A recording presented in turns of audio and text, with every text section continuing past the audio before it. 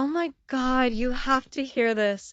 I spent an hour last night trying to pick a new phone case. It's insane. An hour? Emma, seriously, what's the big deal? It's just a phone case. I know, right? But listen, there's this cute floral one, but what if it's too girly? Then there's a sleek black one, but maybe it's boring. And then this glittery one caught my eye, but what if it scratches easy? I was a mess. Okay, you're turning a phone case into a life crisis. This is wild. It's not funny, Liam. It felt like my brain was on fire. I kept scrolling reviews thinking, what if I picked the wrong one and hate it? Every option had a flaw and I just couldn't hit buy. Oh, I see it. You're stuck in that decision swamp again, where everything's a trap. Yes, exactly. It's like I'm drowning in choices and I'm terrified of screwing up even the tiniest thing. I mean, it's a phone case, but it felt like I was picking my whole future. Wait. So you're telling me you're this stressed over a $10 purchase? What's going on in that head of yours? It's awful, Liam. It's like I see all these paths and my mind's screaming, pick one. But then I think, what if the floral fades or the black's too plain and I'm stuck regretting it? I know it's dumb, but it's real. No, it's not dumb, it's human. I bet tons of people feel that way. You're not alone in this. Oh, totally. My coworker Jen, she's been agonizing over a new car for months. She's like, what if it breaks down or I hate the color? She's stuck and it's killing her.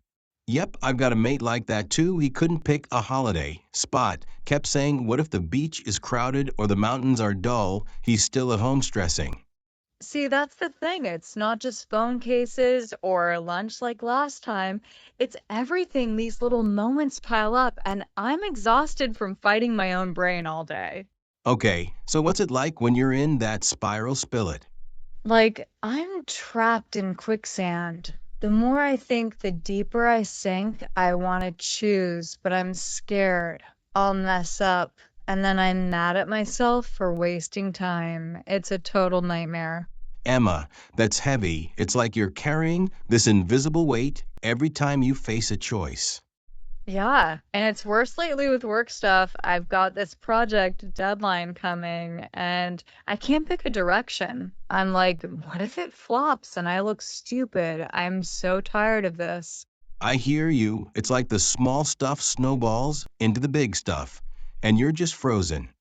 Frozen's the word.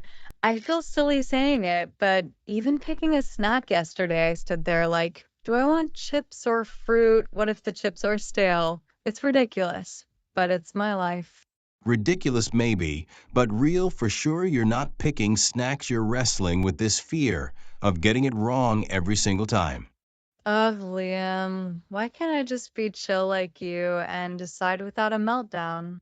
Oh, I've had my moments, trust me, but we're fixing this today. No more quicksand for you. Please, I need help. I can't keep living like every choice is a disaster waiting to happen.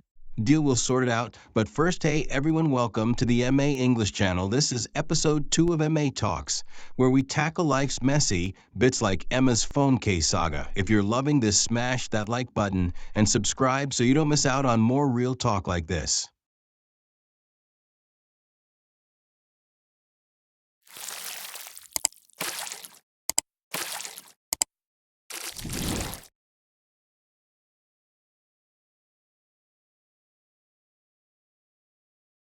Let's talk about the perfectionism trap.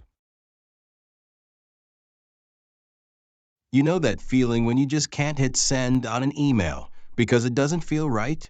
So you keep rewriting it, changing words, adding a little here, deleting a little there until somehow you've spent 30 minutes on what should have been a 2-minute task.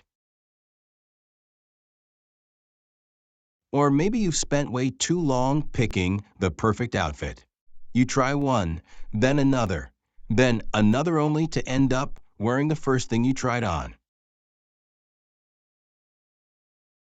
Or here's a classic: you type out a message, edit it, overthink it, rewrite it 10 times, and then just delete it because, maybe I just won't text them. Sound familiar? Congratulations.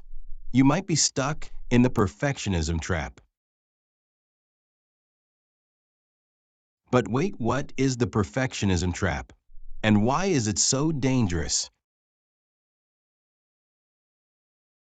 At first glance, perfectionism seems like a good thing. After all, who doesn't want to do things perfectly? But here's the problem.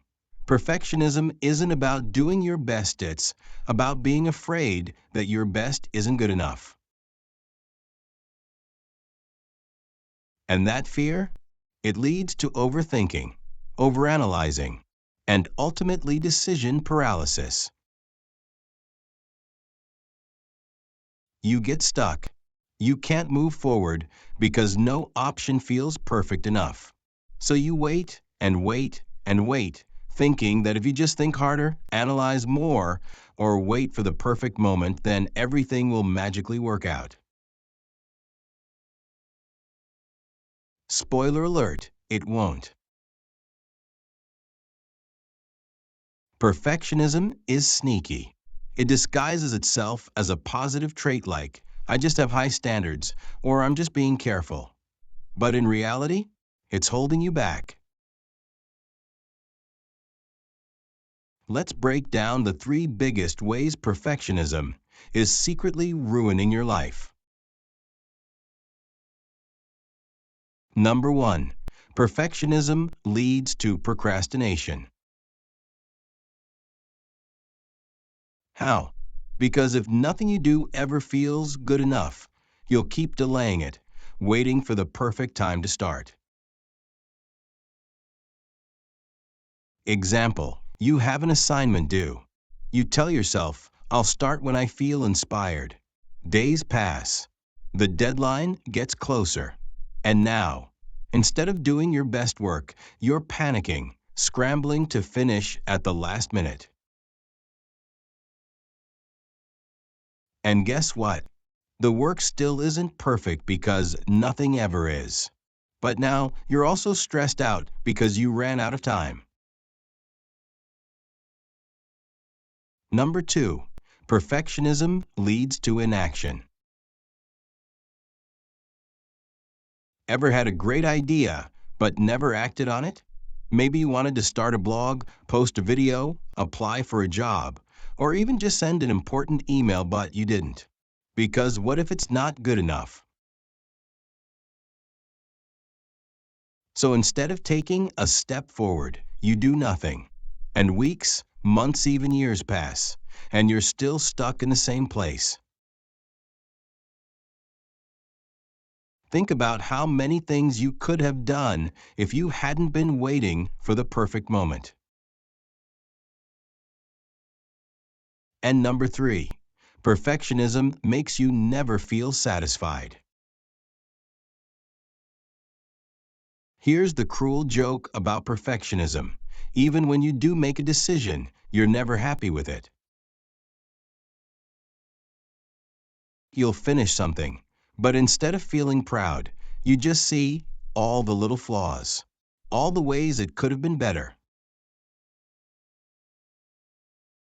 And that constant dissatisfaction, it makes everything feel exhausting. Because no matter how hard you try, your brain keeps whispering, not good enough. So if you've ever felt stuck in overthinking, constantly second guessing yourself, or feeling like nothing you do is ever enough, trust me, you're not alone. But the good news? There's a way out of the perfectionism trap. And today, we're going to show you exactly how to break free.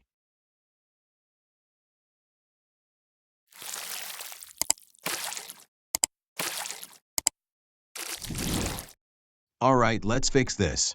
If you're stuck in the perfectionism trap, don't worry, Ivy got 5 practical strategies to help you break free. And no, they don't involve lowering your standards. They just involve living your life instead of getting stuck overthinking.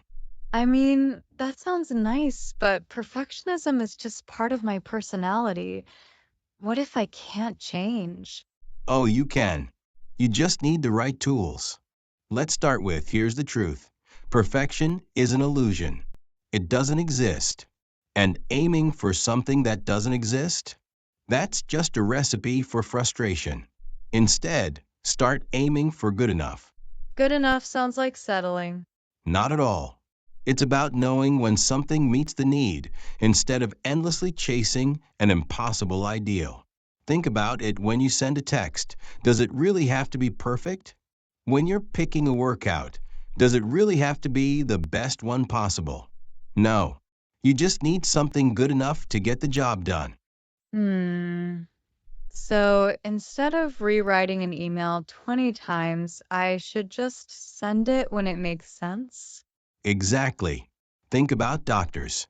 You don't want them spending hours making a tiny decision while the patient waits. They make the best possible choice in the moment and move forward. Okay, fair. But what if I still feel like I need things to be better? This is my favorite trick.